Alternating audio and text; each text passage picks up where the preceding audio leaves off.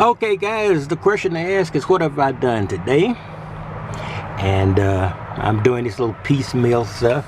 Certainly not for the views, but I'm just showing the process of getting this done my way, which is slow as all get out. But I put up these blackout curtains, and you see a little curtain rod going across there, which was the cheapest curtain rod I could find at Home Depot. You can almost see where it's bending here already. Fortunately, I bought two, so when that one breaks, I can replace it and then eventually replace it with something really worth something. But basically, what that is doing is hiding the pure sine inverter or pure sine wave inverter to make sure that anybody who's just walking by won't look at that and decide that there's something in this van either worth inspecting or stealing.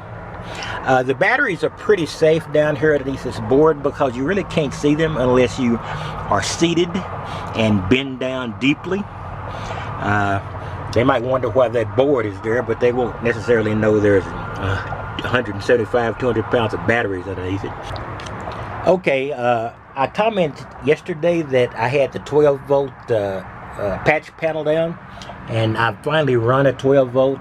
This is not a permanent setup here, but I ran it along the edges out there to the fan because you know, mounting something doesn't mean it was going to work. I had it hooked up the way it was supposed to be hooked up or as described, but you know, who knows what's really going to happen. So I hooked this up to run a test to make sure I could get 12 volts to the fan, which is the fan is probably the most important thing in this van. You know, it's just, you know, because you are in an enclosed area, so you need something to create ventilation. I know some people use live in vans without it, but I don't know how they do it. I just couldn't do it. Let me go around and check the van and make sure it's going.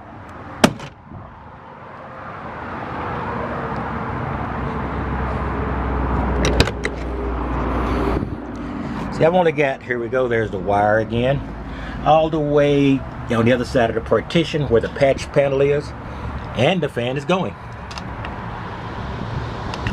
I turned it on a little earlier, so I was pretty sure it was going anyway, but I want to give it out.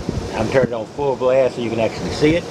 So I'm getting 12 volts to the rear. I've got to create a 12 volt connection for my refrigerator, and I guess I could get a charging station or two up somewhere. But I can also charge it off of the pure sine wave inverter. Down at the bottom there, I've got two holes. The top hole is where the wires are coming from 12 volts. The bottom hole is where the wires are going into the batteries and also coming out from the inverter. We turn this off. I always have to backtrack on these things because I never remember to do them in order. In logical order. Down here, you know, the connection going to the solar charge controller, and down here I've got two, I call them receptacles or innies. These are extensions of the ports for the pure sine wave inverter. So things are coming along. I'm trying to think of anything else that I have been done. Oh yeah, down here I screwed down these two. I bought these a while back for ratchet straps. You can't see the other one, but it's exactly like this one. In fact, this thing is splitting. I should have used better wood, but I can always you know, screw this up and change it. Basically, I'm using this so I can tie down some you know, the bed or something. It is not strong enough to handle anything. I haven't drilled my way through the body of the van and put in big thick bolts. So this is not going to be ratcheting for any type of cargo, but it is going to be ratcheting for instance, the bed, which is light, just to prevent it from sliding when I'm driving, not when I'm in it, because when I'm in it, that'll be the van better not be moving or I've got big problems. But that's just to keep it in place. Other than the tools that are everywhere in here and the trash I have to dump tonight and tomorrow, I think that's pretty much got it covered. I'll be working on some more next week, and now I've got to decide where I'm going. I guess I can wire up the connection to for the refrigerator but that's really nothing worth a whole video. I might mention it on another video. Then I got to think about the roof. I had to tear down some of the insulation to drill a hole to drop the wires, so I've got to replace that with something. And now with these wires going across here, I might have to build a roof of sorts out of very, very thin plywood.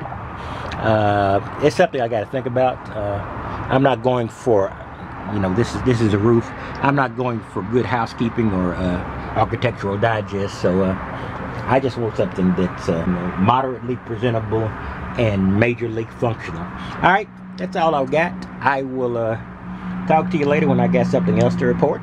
I like doing these small videos on the progress because I'm not doing one of those 86 or 96 day builds that you see once they completed. I want you to show you the frustration and sometimes minor fulfillment of getting things to work.